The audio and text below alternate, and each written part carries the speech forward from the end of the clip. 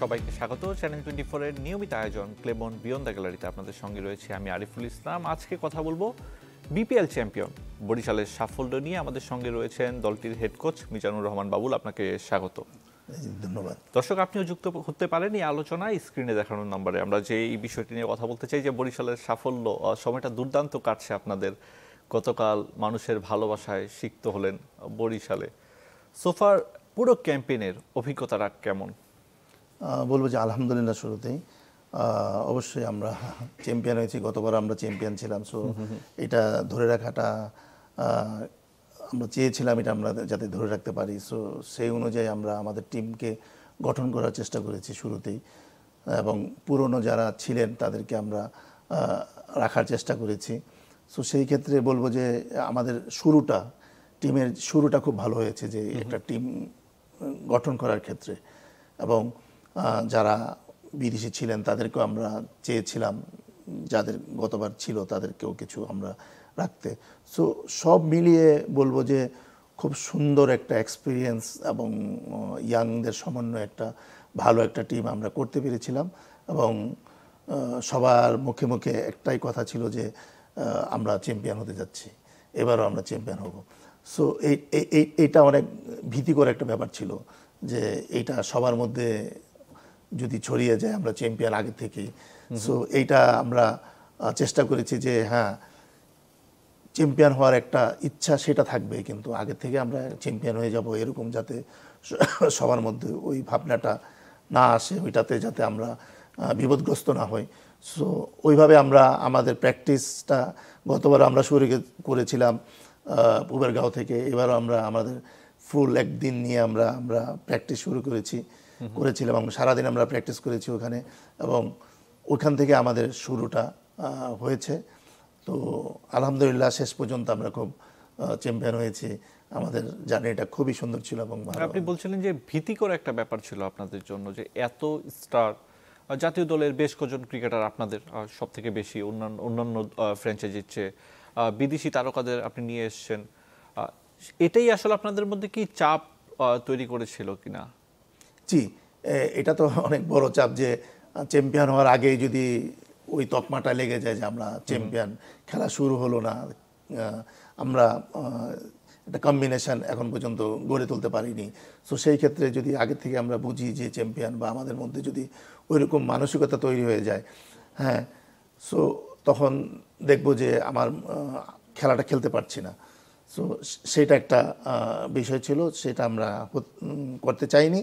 But champion হওয়ার মানসিকতা যে দরকার ছিল সেইটা আমরা দেওয়ার চেষ্টা করেছি, যে আমরা চ্যাম্পিয়ন টিম, আমরা চ্যাম্পিয়নের মতোই খেলবো, চ্যাম্পিয়নের মতো আমাদের বডি ল্যাঙ্গুয়েজ থাকবে, আমাদের সব কিছু আমরা ওইভাবে আমরা তৈরি করব যাতে আমরা ফাইনাল পর্যন্ত আসতে পারি। এবং এত সিনিয়র আপনাদের দলে, তামিম ইকবাল, মাহমুদুল্লাহ রিয়াদ, মুশফিকুর রহিম, যে এত বড় তারকা, তাদের একসাথে আপনি কিভাবে ড্রেসিং রুমে আগলে রাখলেন? কোনো রকমের জটিলতার সৃষ্টি হয়নি? কোনো ধরনের বাজে নিউজ আমরা পাইনি? হ্যাঁ, তাদের সাথে আমার সম্পর্কটা আসলে অনেক দিনের। তামিমকে তো আমি অনেক ছোটোবেলা থেকেই তামিমের সাথে আমার এক সখ্যতা আছে। যখন সে ফার্স্ট ডিভিশন খেলে প্রায় এই ওরিয়েন্ট ক্লাবে, তখন তার সাথে আমার মানে দেখে একটা ছোটো একটা ছেলে অনেক জোরে জোরে মারতে পারে এরকম একটা সম্পর্ক। তারপরে আস্তে আস্তে তো সম্পর্ক অনেক দিনের। আর মাহমুদুল্লাহ এবং মুশফিকের সাথেও আমার ক্লাব ক্রিকেট এবং বিপিএলও অনেক টিমে একসাথে আমরা অনেক দিন কাজ করেছি। সো সেই ক্ষেত্রে তাদের সাথে সম্পর্কটা বড় ভাই ছোটো ভাইয়ের মতো আমার সাথে সম্পর্ক।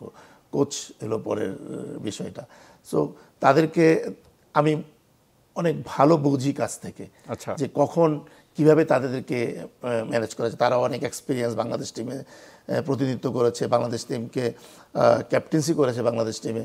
সো তাদের এক্সপিরিয়েন্স, তাদেরকে কখন কিভাবে তাদের সাথে কথা বলতে হবে, হ্যাঁ, কখন কিভাবে তাদেরকে বোঝা যায় বা তাদের সাথে মেশা যায়, সেটা আমি খুব ভালো বুঝেছি। এবং মাহমুদুল্লাহর সাথে যেমন আমরা খুলনা টাইটান্সও কাজ করেছি, ও ক্যাপ্টেন ছিল, আমরা ওই বছর কাপ নিয়েছি, গতবার সেম টিমে ছিল, কাজ করেছি। সো এটা খুব এখন আমার কাছে খুব সহজ মনে হয় যে তাদেরকে অর্গানাইজ করা এবং তাদেরকে সুন্দরভাবে প্র্যাকটিস দেওয়া এবং টিম কম্বিনেশন করা, এটা অতটা আমার কাছে কষ্টসাধ্য ব্যাপার হয়ে দাঁড়ায়নি আর কি। জি, আপনার কথা একটু শুনতে চাই। আপনি এনসিএল টি20 এবং লঙ্গার ভার্সন দুটোতেই আপনার দল ফাইনাল খেলেছে, বিপিএল এসে চ্যাম্পিয়ন। কোচিংটা কতটা উপভোগ করছেন যখন সব কিছুই পজিটিভ যাচ্ছে? জি আলহামদুলিল্লাহ, বলবো যে অবশ্যই যখন রেজাল্ট আসে তখন তো অবশ্যই ভালো লাগে। যদি বলি যে এই বছর এনসিএল টি20, এনসিএল লঙ্গা ভার্সন দুইটা ফরম্যাটেই আমার টিম, আমরা ফাইনালিস্ট, আমরা রান আপ হয়েছি। বিপিএল আমরা চ্যাম্পিয়ন হয়েছি এবং গত বিপিএলও চ্যাম্পিয়ন হয়েছি। গত প্রিমিয়ার লিগে আমার টিম রানার আপ হয়েছে, ঢাকা মহামেডান। সো সেই ক্ষেত্রে বলবো যে লাস্ট কিছু বছর আলহামদুলিল্লাহ অনেক ভালো যাচ্ছে আমার কোচিং ক্যারিয়ার। সো বলবো যে সব আলহামদুলিল্লাহ। আবার বলি যে চেষ্টা করি আমার এক্সপিরিয়েন্স শেয়ার করার, টিমকে দেওয়ার এবং টিমের কম্বিনেশন ইয়াং এবং যারা সিনিয়র প্লেয়ার আছে তাদের সাথে মিলেমিশে যেভাবে টিমটা রেজাল্ট বের করা যায় সেটা চেষ্টা করি। কোচিংয়ের ক্ষেত্রে বিপিএলে যদি বলি আমি, এখানে কোচিংয়ের ক্ষেত্রে এই কম্বিনেশনটা বেশি ইম্পর্টেন্ট। এখানে বলবো যে বিদেশি প্লেয়াররা থাকে, দেশি প্লেয়ার থাকে, সিনিয়র জুনিয়র থাকে। সো তাদেরকে সুন্দরভাবে একটা অর্গানাইজভাবে রাখা, হ্যাঁ। সো এবং বলবো যে প্র্যাকটিসটাও অনেক সময় দেখা যাচ্ছে যে একটা প্লেয়ার দেখবেন যে হয়তো নিজে আলাদা প্র্যাকটিস করতে চাচ্ছে, কেউ অন্য জায়গায় প্র্যাকটিস করতে যাচ্ছে। সো এগুলো অর্গানাইজ করার হলো মেন বিষয়টা থাকে এখানে। টেকনিক বা প্র্যাকটিসের বিষয় আছে, টেকনিকের বিষয়গুলো এখানে বেশি একটা আসে না এবং খুব বেশি প্ল্যানিংয়ের বিষয়টা আসে যে কখন কে কখন বল করবে, কোন টিমটা খেলবে। সো এই বিষয়গুলো বেশি ইম্পর্টেন্ট এই ক্ষেত্রে। আপনি এমনি দীর্ঘায়িত করবেন নেক্সট ইয়ারে কি আমরা এই বরিশালেই আপনাকে দেখতে পাবো? এটা ভবিষ্যৎ তো বলা যায় না যে ভবিষ্যতে কি হয় না হয়, এটা বলা যায় না। তবে ইচ্ছা আছে, যেহেতু আমরা 2বার চ্যাম্পিয়ন হয়েছি, 3বার চ্যাম্পিয়ন, হ্যাট্রিক কোচ হওয়ার তো অবশ্যই আশা জাগে। সো ইচ্ছা আছে। আমরা কি ওই ট্রায়োকে দেখতে পাবো কিনা? মাহমুদুল্লাহ, মুশফিক আর তামিম তো হয়তো থাকবেনই। অলরেডি মানে 3 জনকে পাওয়া যায়। আমাদের টিম ওনার বলে দিয়েছেন যে তাদেরকে রেখেই টিম গঠন করবে। সো অবশ্যই ফরচুন বরিশাল চাবে যে তাদেরকে রেখে টিম গঠন করতে, বিকজ অফ এই 2 বছর আমরা তাদেরকে রেখে আমরা চ্যাম্পিয়ন হয়েছি। অন্যদের সবার সমন্বয়ে তারাও ছিলেন। সো সেই ক্ষেত্রে হয়তো সামনের বছরও দেখা যেতে পারে, চাপও আমরা তাদেরকে নিয়ে। জেমিন ইসামের একটা ব্যাপার আছে যে তাকে আপনারা উড়িয়ে নিয়ে এসেছেন, নিউজিল্যান্ডের অলরাউন্ডার, বাট আলটিমেটলি তাকে খেলানো হয়নি একাদশের। মানে কম্পিটিশনটা বিষয়টা ছিল এরকম যে আমরা জিমিন ইসামকে নিয়ে আসছিলাম 2টা বিষয়ে। আমরা যখন ফাইনালে উঠেছি তখন আমরা চিন্তা করেছিলাম যে আমাদের চ্যাম্পিয়ন হতেই হবে যদি কোনো ল্যাক না থাকে টিমের মধ্যে। সো কোনো প্লেয়ার যদি ইনজুরি হয়ে যায়, যেমন মালানের ফিউ নিগেল ছিল, হ্যাঁ। সো সেই ক্ষেত্রে আমাদের এরকম একটা প্লেয়ার দরকার ছিল। সো সেই ক্ষেত্রে আমরা জিমিন ইসামকে আগে থেকেই চিন্তা করে নিয়েছিলাম যে হয় জিমিন ইসাম খেলবে না বা না খেলবে, বাট আমাদের একটা রিপ্লেস প্লেয়ার প্রয়োজন ছিল, 1 নম্বর। 2 নম্বর হলো যে যখন নাকি অপোনেন্ট টিমে 3টা লেফট হ্যান্ডেড হয়ে গেল ব্যাটসম্যান, তখন হায়দার আলী ইনজুরি হয়ে যাওয়ার পরে ওরা অন্য আরেকটা পাকিস্তানি একটা প্লেয়ার খেলিয়েছিলেন, সে প্লেয়ারটাও ছিল লেফট হ্যান্ডেড। সো অপোনেন্ট টিমে 3টা লেফট হ্যান্ডেড এবং 3টা লেফট হ্যান্ডেড ব্যাটসম্যানই ছিল সবচেয়ে বেশি পারফর্মার। ইমন, কি বলে, ইমন এবং শামীম পাটোয়ারি এবং ওই বিদেশি পাকিস্তানি প্লেয়ারটা। সো তারা 3 জনই পারফর্মার ছিল। সো সেই ক্ষেত্রে আমরা নিশামকে চিন্তা না করে আমরা নবীকে চিন্তা করেছি যে একটা অফ স্পিনার আমাদের খুব প্রয়োজন। সো সেই ক্ষেত্রে সেই টিম কম্বিনেশনের ক্ষেত্রে এসে জিমিন ইসলামকে খেলানো হয়নি আর কি। আমাদের সঙ্গে একজন দর্শক রয়েছেন, দর্শকের কাছে যাচ্ছি। দর্শক, আপনার নাম পরিচয় জানিয়ে প্রশ্ন কিংবা মতামত জানাতে পারেন। জি, আমি মামুন, জি ঢাকা থেকে। জি। আমার প্রশ্ন হলো যে আমার বরিশালে এয়ারপোর্ট আছে, আমি দেখলাম সুন্দর করে প্লেন দিয়ে সবাই গেল, এত সুন্দর একটা সুযোগ, বরিশালে আমরা ম্যাচ মিস করতেছি না? ওখানেও তো বিপিএল একটা সেট আপ করা যায়। জি। মানে যত ভেনু ইন্ডিয়াতে দেখি অনেক ভেনু, ওদের অনেক আমাদের দেশে মাত্র 3টা ভেনু দেখি, আমাদের দেখতেও খারাপ লাগে।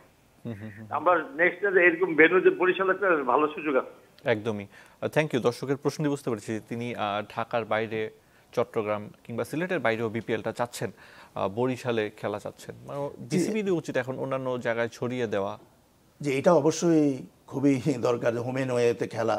বরিশালে দর্শক অবশ্যই চাপে বরিশালে খেলাও যাতে বরিশালে হয়, এরকম সব জায়গায় হয়ে আসছে। তা আমাদের দেশের স্বল্পতার জন্য, মাঠের স্বল্পতার জন্য তো হয়ে ওঠেনি।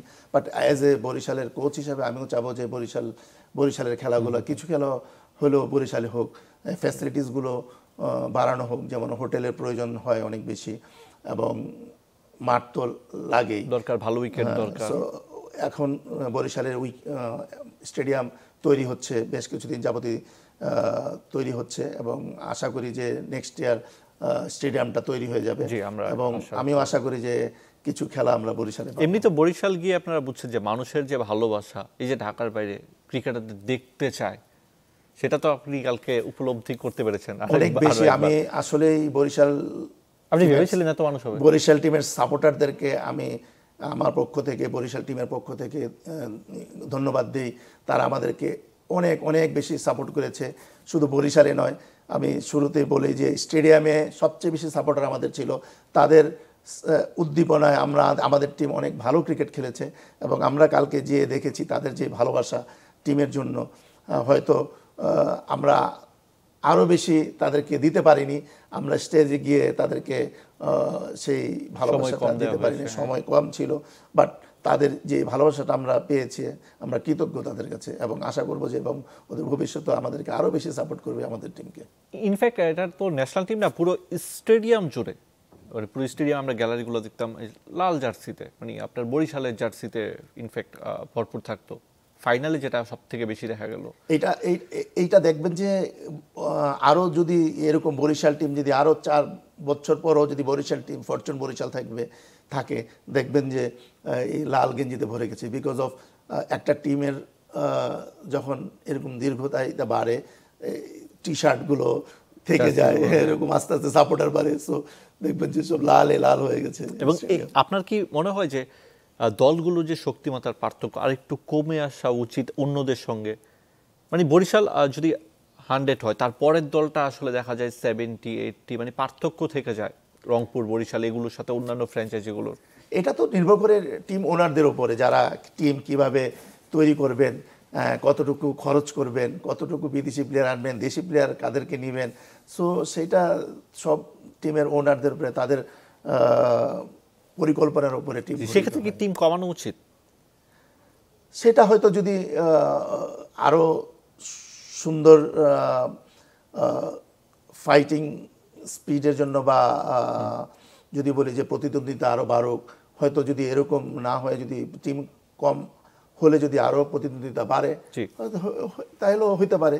আর যদি প্লেয়ারদের আরও প্লেয়ার লাগবে আমাদের, বা আরও, সো টিম বাড়তেও পারে। কিন্তু আমার দরকার যে প্রতিদ্বন্দ্বিতা আরও সুন্দর বিপিএল হবে, ডে বাই ডে আর উন্নতি হবে বিপিএল এর সবকিছু। সো এটাই আমি দেখতে। কিন্তু আপনি তো কোনোভাবে রাজশাহীর মতো টিমকে অন্তত চাইবেন না যারা পারিশ্রমিক নিয়ে এ ধরনের ঘটনা ঘটাতে পারে? না, এটা কারোই কাম্য না হয়তো। এটা যেভাবে আমরা দেখছি, এটা আসলে কাম্য না।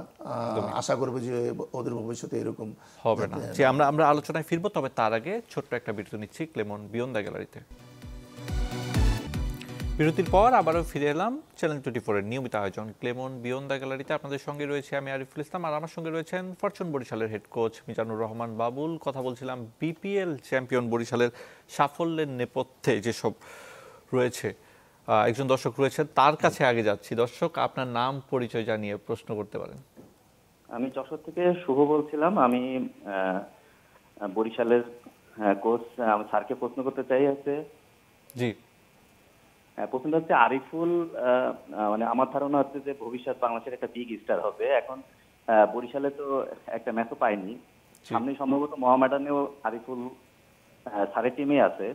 এখন সেই ঢাকা প্রিমিয়ার লিগে সবগুলো ম্যাচ পাবে কিনা সেটা জানার জন্যই প্রশ্নটা করলাম। Thank you. আরিফুল ইসলামের কথা বলছিলেন, তিনি দুর্দান্ত ব্যাটিং করেন, ইয়ং স্টারদের মধ্যে বরিশালের হয়ে খেলতে পারেননি। জি জি, আরিফুল আমি বলবো যে আমাদের ভবিষ্যৎ প্লেয়ার আরিফুল। আমিও আশা করি বাংলাদেশ টিম একদিন আরিফুল খেলবে, সো তার মধ্যে ওই পোটেনশিয়ালিটি আছে।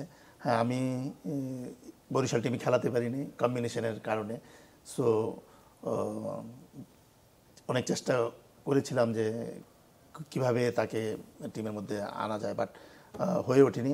বাট অবশ্যই মোহামেডানে সে নিয়মিত খেলবে, এটা তো আশাই করি। এবং লাস্ট ইয়ারও সে মোহামেডানে ছিল এবং প্রতিটি ম্যাচই খেলেছে।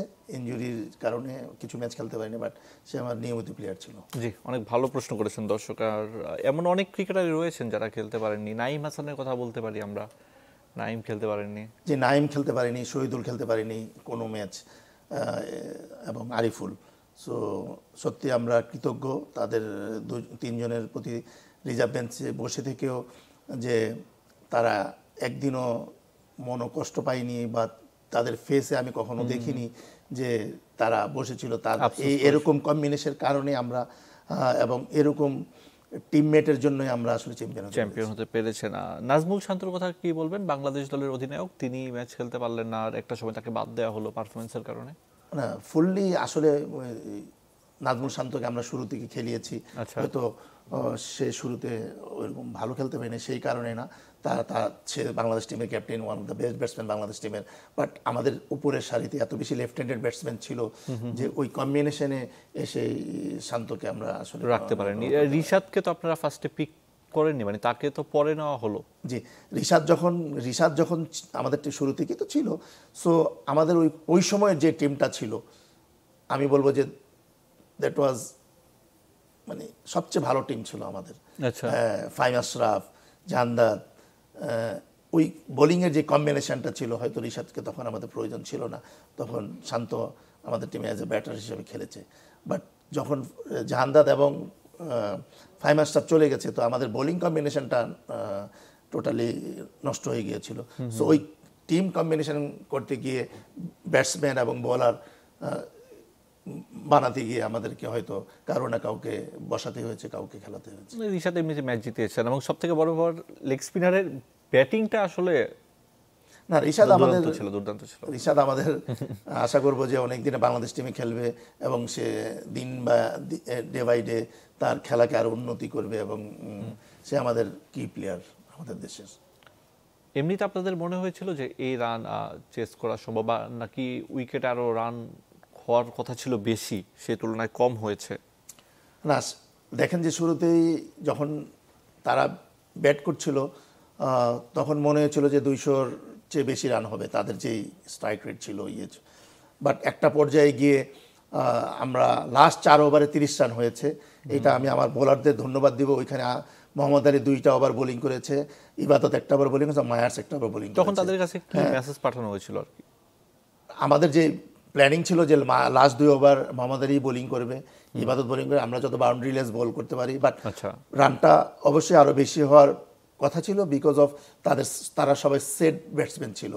হ্যাঁ, ওইখানে আমাদের বোলারদেরকে আমি ক্রেডিট দিব যে তারা খুব ভালো বোলিং করেছে, এবং একদম যেই রকম বোলিং করার প্রয়োজন ছিল তারা ওই বোলিংটা করতে পেরেছে। সেই কারণে তারা হয়তো ওই রানটা করতে পারেনি। সো আর 200 রানের উইকেট ছিল, এবং আমাদের যে ব্যাটসম্যান ছিল, আমরা ওইরকম আমাদের কাছে কখনোই মনে হয়নি যে এই রানটা আমরা করতে পারবো। তামিম ইকবাল যে 24 বলে 50টা করলেন, এতেই আসলে হ্যাঁ, তামিম ইকবাল আমাদের টোনটা সেট করে দিয়েছেন যে অতি সহজ এই রানটা করা, এবং আমরা হয়তো আরো ভালোভাবে জিততে পারতাম যদি কিছু কিছু ব্যাটসম্যান আননেসেসারি আউট না হতো। এমনিতে কি আপনার মনে হয় যে এই টুর্নামেন্টের পর তামিম সেরা 4 ব্যাটারের একজন, একে তো এক্সপিরিয়েন্স একজন ক্রিকেটার যিনি অবসর নিলেন, চ্যাম্পিয়ন্স ট্রফি দলে তিনি থাকতে পারতেন বা খেলাটা খেলে যেতে পারতেন অবসর না নিয়ে এই সময়টা? এটা তার ব্যক্তিগত ব্যাপার, যে তার অবসরের ব্যাপারটা সম্পূর্ণ তার ব্যক্তিগত ব্যাপার। বাট আমি সত্যি আশ্চর্য হয়ে যাই যে মানে আশ্চর্য হয়ে একদিকে, আবার অ্যাজ এ কোচ এটা মনে হয় যে সে যে ব্যাটিংটা করেছে ফুললি, তার এই বিগত দিনের যে এক্সপিরিয়েন্স, সেটাতে সে তাকে কোনো মনেই হয় নাই যে সে খুব বেশি প্র্যাকটিস করে, খুব বেশি ইয়ে করে, সে আরামে তার ব্যাটিংটা স্বাচ্ছন্দ্যের সাথে করেছে। এবং লাস্ট ইয়ার সে কিন্তু হাই স্কোরার, এই বছর 4 নম্বর ব্যাটসম্যান। সো সে যদি আমার কাছে মনে হলো যে আরও যদি ফিটনেসের ব্যাপারটা যদি আরও বেশি থাকতো, আরও বেশি যদি চিন্তা করতো যে আমি ন্যাশনাল টিমে খেলবো, আমার মনে হয় যে এই সিজনও সে হাই স্কোরার হইতো। আমরা একটু আপনাদের ড্রেসিং রুমের গল্পগুলো জানতে চাই। মাঠের অনেক কথা আমরা শুনেছি, খুব সংক্ষেপে কি হতো আসলে ড্রেসিং রুমে প্রত্যেকটা ম্যাচের পর, কিভাবে আসলে টিমটা আগলে রাখতেন? না, এইখানে তো বললাম এই যে ড্রেসিং রুমের যে হোটেলের যে পরিবেশটা, এটা তামিম আগলিয়ে রাখতো। হ্যাঁ, মাঠ মুশফিক আর তামিম আগলিয়ে রাখতো। আচ্ছা। হ্যাঁ, ড্রেসিং রুম সবাই মিলে ড্রেসিং রুমের তাইজুলা আগলিয়ে রাখতো। সো আমাদের হোটেল থেকে মাঠের পরিবেশ মানে অসাধারণ ছিল, এবং কোনোভাবেই বোঝা যায়নি যে আমরা খুব খুব বিপদের সময় আমরা যে খুবই ওইরকম বিপদ আমাদের টিমে আসেনি আসলে। জি, অসংখ্য ধন্যবাদ আমাদের সঙ্গে যোগ দেওয়ার জন্য। কথা বলছিলেন বরিশালের হেড কোচ মিজানুর রহমান বাবুল। আজকের ক্লেমন বিয়ন্ড দ্য গ্যালারি এখানে শেষ করছি।